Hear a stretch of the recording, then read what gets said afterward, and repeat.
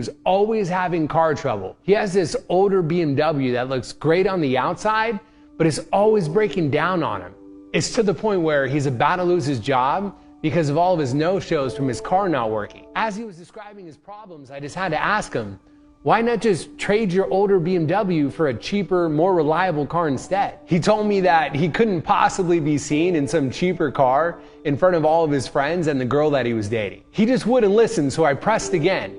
You're at the point where you're about to lose your job because your car is spending more time on a tow truck rather than on the road, and you care more about what your girlfriend and your friends think of you? No matter what I said, giving up that BMW was just not an option.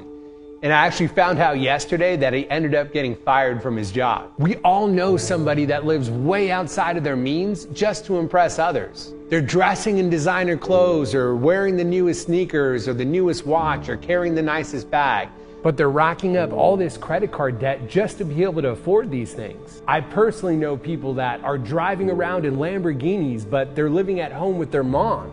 Or they're popping bottles in the club every single weekend, but they're behind on their rent. All this just to try to impress other people. But the funny thing is, that $5,000 watch tells the same time as that $50 watch. And that $3 million house can make you feel just as lonely as that $300,000 house.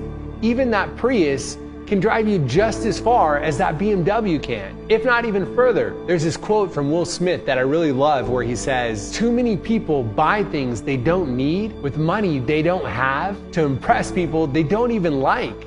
And the ironic part is, people that have the most money in the world don't even show it. Mark Zuckerberg drives a $30,000 car. Bill Gates wears a $10 watch. And Warren Buffett still lives in the same house he bought for $31,500 in 1958. Now, I'm not saying there's anything wrong with having nice things, but when it gets in the way of what's actually best for you, that's when it becomes a problem. If you know someone like my friend who's having a hard time with overspending to impress others, here's 3 quick tips of how you can overcome it. Number 1, evaluate your circle. If you were to tell your friends that you're not going to go out as much or you're not going to spend as much because you're trying to save money, would they be more likely to support you or would they give you a hard time? Surround yourself with people that help you develop good money habits. 2, recognize maintaining appearances has no limit.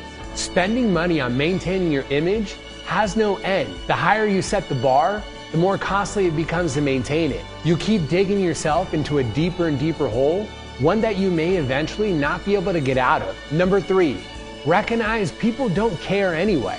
Often the people that we're trying to impress by spending all this money, they're just waiting for us to slip up so they can point their finger and say, "See, I told you." This reminds me of this quote that I saw that says, "The greatest prison that people can live in is the fear of what others think of them."